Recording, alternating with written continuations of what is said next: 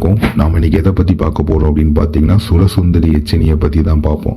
அதாவது உங்களுக்கு எச்சினியில் பார்த்தீங்கன்னா ஏகப்பட்ட வகை, அதாவது 64 வகையான எச்சினிகள் வந்து உங்களுக்கு உண்டு. நமக்கு ஒவ்வொரு எச்சினியும் ஒவ்வொரு விதமாக நமக்கு பயன்படும். இப்போ நீங்கள் அருள்வாக்கு சொல்கிறீங்க அப்படின்னா உங்களுக்கு நீங்கள் வந்து கர்ண எச்சினி எடுக்கலாம், பத்மாவதி எச்சினி அப்படி நமக்கு இருக்கலாம். அதே மாதிரி இப்போ நீங்கள் வந்து உங்களுக்கு பணம் தேவைப்படுது அப்படின்னா நீங்கள் தனதாகினி எச்சினி, லக்ஷ்மி எச்சினி அப்படி நம்ம சொல்லிட்டு ஒவ்வொரு விஷயத்துக்கும் ஒவ்வொரு எச்சினிகள் நம்ம எடுக்கலாம். நம்ம வந்து அதே மாதிரி இந்த சுரசுந்தரி எச்சினி வந்து எதுக்குன்னு பார்த்தீங்கன்னா புதையல் எடுக்கிறதுக்கு. இது வந்து லாட்ரிக்கோ சூதாட்டத்துக்கோ பயன்படாது, அதை நீங்கள் தப்பாக புரிஞ்சுக்கிட வேண்டாம். அதுக்கு எதுக்குமே பயன்படாது, புதையலுக்கு மட்டும் இது பயன்படும். இப்போ வந்து உங்களுக்கு எப்படி சொல்லணும்னா, இந்த சுரசுந்தரி எச்சினி வந்து நீங்கள் பூஜை பண்ணி அழைக்கிங்கன்னா ஒரு டைம் மட்டும்தான் உங்ககிட்ட வரும். ஒரு டைம் நமக்கு காய்ச்சி கொடுத்துட்டு நம்ம இன்னொரு நாள் அதே மந்திரத்தை சொல்லி கூப்பிட்டா வரும்னா வராது. ஒரே டைம் மட்டும்தான் உங்களுக்கு பூஜை பண்ணால் வரும். அந்த நீங்கள் 30 நாள் பூஜை பண்ணணும். அந்த 30 நாள் முடித்ததுக்கு அப்புறம் வரும். 30 நாள் உங்களுக்கு வரும். நீங்கள் கரெக்டாக பூஜை பண்ணிங்கன்னா 30 நாள் வரும். வந்து அன்றைக்கி உங்களுக்கு அந்த விஷயம் ஒரு நாள் தான் உங்களுக்கு காய்ச்சல் கொடுக்கும். உங்கள் வேலையை முடிச்சுட்டு உடனே அது கிளம்பிடும்.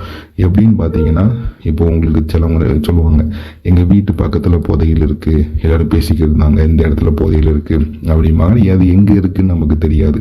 ஒரு சில பேத்துக்கு புதையல் எங்கே இருக்குன்னே தெரியாது. அப்படி இருக்கும். அப்படி வந்து உங்களுக்கு புதையல் தேவைப்படுது அப்படின்னா இந்த எச்சினி நீங்கள் பூஜை பண்ணும்போது கரெக்டாக 30 நாள் பூஜை, அந்த 30ஆம் நாள் முடியும் போது நைட்டு வந்து அந்த எச்சினி உங்கள் முன்னாடி வந்து பிரசன்னமாகி எந்த இடத்துல புதையல் இருக்கோ அந்த இடத்துக்கு உங்களை கூட்டிகிட்டு போய் காமிக்கும். நீங்கள் அந்த இடத்துல புதையல் நம்ம வந்து எடுத்துக்கலாம். நீங்கள் வந்து அது உங்களுக்கு புதையில காமிச்சிட்டு நீங்கள் எடுத்தோன்னே அது அங்கேருந்து போயிடும். அதுக்கப்புறம் திருப்பி நீங்கள் அதே எச்சினியை மறுபடியும் கூப்பிட்டீங்கன்னா வராது. மறுபடியும் நீங்கள் பூஜை பண்ணி கூப்பிடுற மாதிரி இருக்கும் 30 நாள் வந்து. அதனால் இப்போ உங்களுக்கு புதையில் எடுக்கிறதுக்கு மட்டும்தான் இந்த எச்சினி வந்து பயன்படும். மற்ற எதுக்குமே அருள்வாக்கு சொல்கிறதுக்கோ அஷ்டகர்மங்கள் செய்கிறதுக்கோ எந்த விஷயத்துக்குமே பணங்காசுக்கோ எந்த விஷயத்துக்குமே இந்த எச்சினி பயன்படாது. வெறுமனையாக புதையலுக்கு மட்டும்தான் பயன்படும். அதே மாதிரி இப்போ நீங்கள் மற்ற எச்சினிகள் பூஜை பண்ணுறீங்கன்னா அது வேறு மாதிரி இருக்கும்.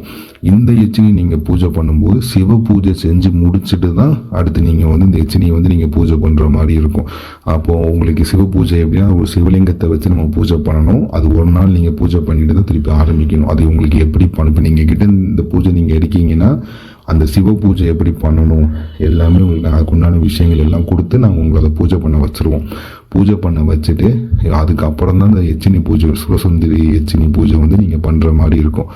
ஒரு நாளைக்கு 108 கிடையாது 300 உரு போடணும். இந்த எச்சினிக்கு வந்து 300 உரு போட்டு 30 நாள் கரெக்டாக பண்ணணும். அது ஒரு மண்டலம் கிடையாது, 30 நாள் நீங்கள் பூஜை பண்ணணும். 30 நாள் நீங்கள் எப்படி பண்ணணும்னா 3 வேளை பூஜை பண்ணணும். அதாவது மற்ற எச்சனிகள் நீங்கள் பண்ணும்போது பிரம்ம முகூர்த்தத்தில் பண்ணலாம், இல்லைன்னா நைட்டு ஒரு 10 மணி 11 மணிக்கு அப்புறம் நீங்கள் பூஜை பண்ணுவீங்க. ஆனால் இந்த சுரசுந்தரி எச்சினியை பொறுத்தளவு நீங்கள் 3 வேளையும் பூஜை பண்ணணும். அதிகாலையில் பூஜை பண்ணணும், பகலில் நீங்கள் பூஜை பண்ணணும், அதே மாதிரி நைட்டு இரவிலே நீங்கள் பூஜை பண்ணுற மாதிரி இருக்கும்.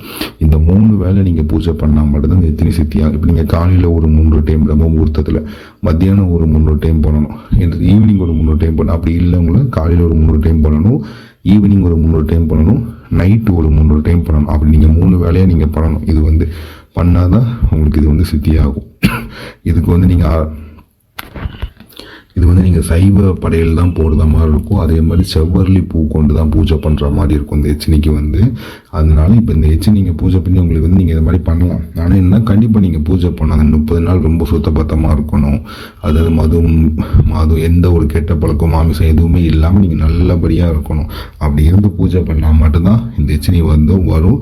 நீங்கள் இந்த எச்சினியை பூஜை பண்ணும்போது தனியாக ஒரு அறை இருந்து பூஜை பண்ணால் ரொம்ப நல்லது. தெய்வத்தை கூட வச்சு பண்ணாமல் தனியாக இருந்து பூஜை பண்ணணும், ரொம்ப சிறப்பாக இருக்கும். இப்போ இதை நீங்கள் எடுக்கிங்கன்னா உங்களுக்கு அந்த சிவ பூஜை பண்ணுற விஷயங்கள் எல்லாமே இது பண்ணி சொல்லிவிட்டு, அதே மாதிரி உங்களுக்கு இந்த எச்சினிக்கு உண்டான கூடுவை, சுரசுந்தரி எச்சினிக்கு உண்டான கூடுவை, அதே மாதிரி பார்த்தீங்கன்னா இதுக்கு உண்டான தாயத்து, இந்த எச்சினிக்கு உண்டான தாயத்து, இந்த எச்சினிக்கு உண்டான மையி, ருத்ராட்ச மாலை, படிக மாலை எல்லாமே உங்களுக்கு நம்ம கொடுத்துருவோம் இந்த பூஜையோட. நீங்கள் அதே மாதிரி நாங்கள் சொன்ன மாதிரி மட்டும் நீங்கள் 30 நாள் பூஜை பண்ணிங்கன்னா கரெக்டாக உங்களுக்கு வந்துடும். அதே மாதிரி நீங்கள் பூஜை கரெக்டாக பண்ணணும் என்றைக்குமே. ஒரு சில பேர் வந்து ஒரு 2 நாள் 3 நாள் அதிகபட்சம் ஒரு 10 நாள் நல்லா பண்ணுவாங்க. அதுக்கப்புறம் பண்ண மாட்டேங்கிங்க பூஜையை வந்து. அதை நீங்கள் கரெக்டாக பண்ணினா மட்டும்தான் உங்களுக்கு எல்லாமே சரியாக இருக்கும். அதனால் இது உங்களுக்கு இந்த எச்சினி உங்களுக்கு தேவைப்படுதுன்னா நீங்கள் தொடர்பு கொண்டு பேசுங்க. உங்களுக்கு புதையல் இருக்கிற இடம் தெரிஞ்சாலும் சரி, இல்லை புதையல் எங்கே இருக்குன்னே தெரியாமல் இருந்தாலும் சரி, இந்த எச்சினி நீங்கள் பூஜை பண்ணீங்க அப்படின்னா உங்களுக்கு உங்கள் முன்னாடி வந்து நின்று அதை காய்ச்சி அந்த இடத்துக்கு உங்களுக்கு கூட்டிகிட்டு போய் புதையலை காமிச்சு கொடுத்துட்டு வந்துடும். ஆனால் நீங்கள் பூஜை மட்டும் கரெக்டாக நீங்கள் பண்ணணும். நீங்கள் இந்த பூஜை தேவைப்படுறவங்க எங்கிட்ட தொடர்பு கொண்டு பேசுங்க. உங்களுக்கு ரெடி பண்ணி தரோம். கரெக்டாக பூஜை பண்ணுங்கள், நல்லபடியாக உங்களுக்கு வரும். நன்றி, வணக்கம்.